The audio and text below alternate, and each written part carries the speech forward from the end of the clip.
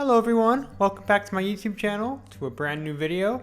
And today, if you've been following me on social media over this past weekend, you might know I've been a little bit obsessed with a brand new book that came out earlier this year, Animal Crossing by Kelsey Lewin. This was a recommendation to me from Ollie on the bonus point, so thank you very much for the recommendation, and for Min-Max's video that they did with the author of the book. Bit of a quick introduction to me, if you've been following this channel for a while, since 2011, and then even before that on another channel, I have posted gameplay of all 5 Animal Crossing games somewhere on the internet, on YouTube, and so it's just been such an important series to me that I've learned through reading this book how much it's meant to me. So I just wanted to kind of talk about a few things about the book, just a quick review, just like why I love it so much and why I think you should read it. So I'm not going to be spoiling the book itself. I just wanted to kind of look through some of the different chapters of it.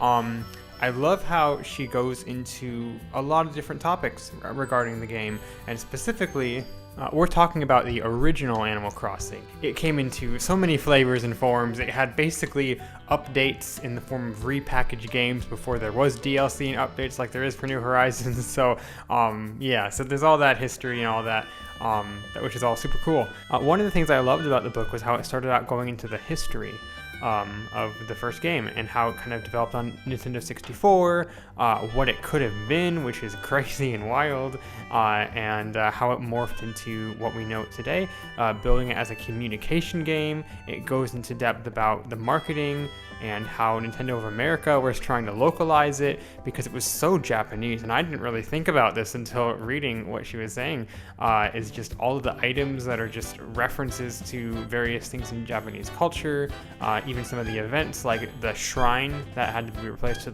be the wishing well in the North American version. That was a big cultural thing in Japan that we Westerners wouldn't understand, so the localization team had to make it different. But yeah, it was just interesting to learn about all of those changes and the fact that like they developed it as this little Japanese Nintendo 64 game that would never make it overseas, and look at what it did now and how crazy it's become. I of course liked the section on the soundtrack. You know, I've done so many covers of actually some of the Christmas music from this original game. I did a cover with my friend Caitlin a couple years ago about that. And I just love the original game soundtrack so much, and it's probably one of my favorite soundtracks ever. I would love to hear it remastered in like a new Animal Crossing game with live instruments, kind of like New Horizons did or something like that. I don't know, that'd be super cool. But just thinking about how much the original team had to develop for this game it's just crazy. And then I guess the last thing I'll say, just I don't want to spoil any of this, obviously, so you can pick it up yourself, is I just loved how in-depth that there was sections on the community, talking about old online forums, like Animal Crossing community. I used to go on that website a whole bunch as a kid, talking about like Wild World versus GameCube versus City Folk and all that, and like portable of the DS and stuff. I loved seeing content creators that I still watch to this day, like JVGS Jeff. He was referenced in the book. I've been watching him since 2006, which is crazy. And then yeah, just kind of ending it off talking about New Horizons and the future of the series. As much as I did enjoy the customization, you know, you probably saw a bunch of the things that I built, like I built little mini games. Yeah, I guess it's just like, yeah, I've just been wanting to go back to the kind of small town village vibe where you are just a small villager. You're not any more important than anyone else. This is just like real life. You're just kind of there and mingling with the townsfolk and doing odd jobs for them and chatting and stuff. And it's just, I don't know, I miss the charm of the original game. And like the more I go back and play this original game, the more I realize how much I miss the charm of it that we're just never going to get back. It's just an unfortunate truth about the future.